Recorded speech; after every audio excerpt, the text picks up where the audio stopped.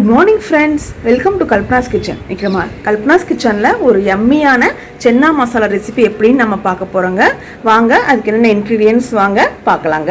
நான் வந்து 1/2 கிலோ வந்து வெள்ளை மூக்குக்கல்ல எடுத்துர்க்கேங்க. அது வந்து நேத்து நைட்டே வந்து நான் வந்து ஊற வச்சிட்டு இன்னைக்கு வடிகட்டிட்டு நான் உங்க முன்னாடி வச்சிருக்கேங்க.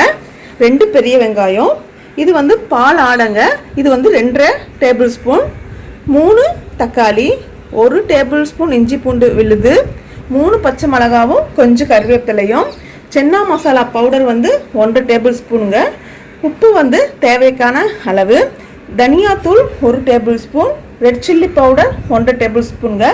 இது வந்து பிரிஞ்சி இலை, 2 லவங்கம், கொஞ்சம் பட்டை, 1 அன்னாசிப்பூ, 1 மராட்டி மொக்குங்க.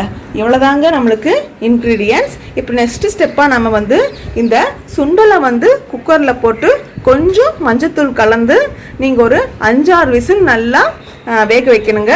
இந்த சுண்டலுக்கு முழுங்கிற அளவு தண்ணி நம்ம ஊற்றணும்.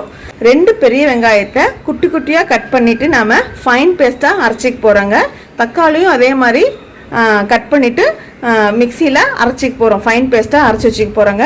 இந்த பாலாடையும் அப்படியே ஒரு சுற்றி அரைச்சி வச்சுக்க போகிறோங்க. இதுதாங்க ப்ரொசீஜர். நம்ம நெக்ஸ்ட் ஸ்டெப் எப்படின்னு நாம் பார்க்கலாங்க. பாருங்கள் ஃப்ரெண்ட்ஸ், நான் சொன்ன மாதிரி வெங்காயம், தக்காளி, சுண்டலில் நான் வந்து வேக வச்சு எடுத்து வச்சுட்டேங்க. இப்போ நெக்ஸ்ட் ஸ்டெப்பாக நம்ம வந்து வாங்க குக்கிங் ப்ரொசீஜருக்கு நம்ம போகலாம். நான் குக்கர் வச்சுருக்கேங்க, அதில் 4 டேபிள் ஸ்பூன் ஆயில் சேர்த்திருக்கேன். ஆயில் காஞ்சோடனே நாம் எடுத்து வச்சுருந்த மசாலா ஐட்டம்ஸ்லாம் ஆட் பண்ணிடலாம்.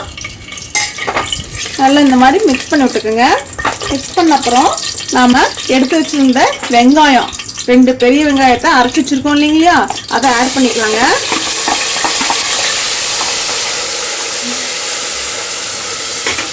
நாம் எடுத்து வச்சுருந்த 3 பச்சை மிளகாயும் கீராமல் அப்படியே ஆட் பண்ணிக்கலாம். கருவேப்பிலை ஆட் பண்ணிக்கலாம்.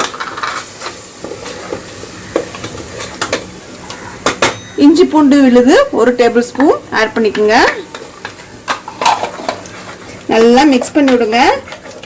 இந்த வெங்காயம் வந்து நல்லா வந்து இந்த ரா ஸ்மெல் போடுற முடியும் நம்மளுக்கு நல்லா குக் ஆகணுங்க. ஸோ இதை வந்து நல்லா மிக்ஸ் பண்ணி விட்டுட்டு ஒரு 2 நிமிஷம் நீங்கள் சிம்மில் வச்சுருங்க. 2 நிமிஷத்துக்கு அப்புறம் நம்ம பார்க்கலாங்க. 2 நிமிஷம் ஆயிடுச்சு பாருங்க. வெங்காயம் நல்லா வதங்கிருச்சு. நம்ம போடும்போது ரோஸ் கலர் வந்து பாருங்க, இப்போ ப்ரௌன் கலர் ஆயிடுச்சு. நெக்ஸ்ட் ஸ்டேஜாக நாம தக்காளி பியூரியை நாம ஆட் பண்ணிக்கலாங்க. மிக்ஸ் பண்ணிக்கோங்க. வெங்காய தக்காளிக்கு நம்ம சால்ட் ஆட் பண்ணிடலாம். நான் இந்த ஸ்பூனில் 1 ஸ்பூன் ஆட் பண்ணுறேங்க. மிக்ஸ் பண்ணி விட்டுருங்க. மிக்ஸ் பண்ண அப்புறம் நம்ம எடுத்து வச்சுருந்த chana masala powder 1 tablespoon, coriander powder 1 tablespoon, red chilli powder 1 tablespoon add பண்ணிக்கலாம். நல்லா மிக்ஸ் பண்ணி விட்ட அப்புறம் இது வந்து ஒரு நல்லா ஒரு 2 மினிட்ஸ் நல்லா குக் ஆட்டுங்க. அதுக்கப்புறம் நம்ம பார்க்கலாம். பாருங்க 2 நிமிஷம் ஆயிடுச்சு. எண்ணெய் பாருங்க நல்லா மேலே பிரிஞ்சு வந்திருக்கு. நம்ம போட்டு இந்த மசாலா பவுடர்லாம் நல்லா மர்ஜ் ஆயிடுச்சுங்க. ராஸ்மெல் எல்லாம் போயிடுச்சு. இந்த சமயத்தில் நீங்கள் கொஞ்சமாக சுகர் கொஞ்சம் ஆட் பண்ணிக்கோங்க. கொஞ்சம் நல்ல டேஸ்ட் தூக்கி கொடுக்குங்க. ஆட் பண்ண அப்புறம் நம்ம எடுத்து வச்சிருந்த சுண்டல் 1/2 கிலோ சுண்டல் நல்லா வேக வச்சிருக்கோம் இல்லைங்களா, இந்த தண்ணியோட அப்படியே ஆட் பண்ணிக்கலாங்க.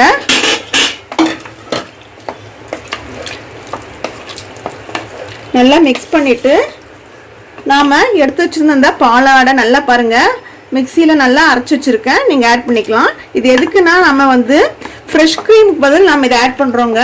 இப்போ லாக்டவுன் பீரியடில் எனக்கு ஃப்ரெஷ் க்ரீம் கிடைக்கல. இது வந்து நல்லா ஹை ஃப்ளேமில் ஒரு 2 விசில் விட்டு எடுத்தப்பறம் நம்ம பார்க்கலாங்க. பாருங்க 2 விசில் விட்டப்பறம் விசில் ரிலீஸ் ஆயிடுச்சுங்க. இப்போ நம்ம ஓப்பன் பண்ணி பார்க்கலாங்க. சூப்பராக இருக்குது ஸ்மெல்லு. இப்போ அடுப்பை ஆன் பண்ணிக்கோங்க. நான் எதுக்கு வந்து 2 விசில் எல்லாம் போட்டு 2 விசில் விட்றேன்னா நல்லா மோஜ் ஆயிருங்க. அந்த சுண்டல், அந்த மசாலா ஐட்டம் போடுறது, மசாலா பவுடர், இந்த வெங்காயம் தக்காளி பேஸ்ட்லேருந்து எல்லாமே வந்து நம்மளுக்கு நல்லா கலந்து வந்துடும். லாஸ்ட்டாக நம்ம எடுத்து வச்சுருந்த இது நான் வந்து இன்க்ரீடியன்ஸில் ஆட் பண்ணலங்க. லாஸ்ட்டாக வந்து 1/2 டேபிள் ஸ்பூன் கரம் மசாலா நான் ஆட் பண்ணிக்கலாம். நல்லா கலந்து விட்டுக்குங்க. இது நல்லா ஹையில் வச்சு ஒரு நிமிஷம் நல்லா கொதிச்சு வந்த அப்புறம் நீங்கள் சுவிட்ச் ஆஃப் பண்ணிட்டா நம்மளுக்கு சுவையான எம்மியான சன்னா மசாலா ரெடி ஆயிடுச்சுங்க. ஃப்ரெண்ட்ஸ் பாருங்கள், எம்மியான சன்னா மசாலா ரெடி ஆயிடுச்சுங்க. வாங்க சாப்பிட்லாம்.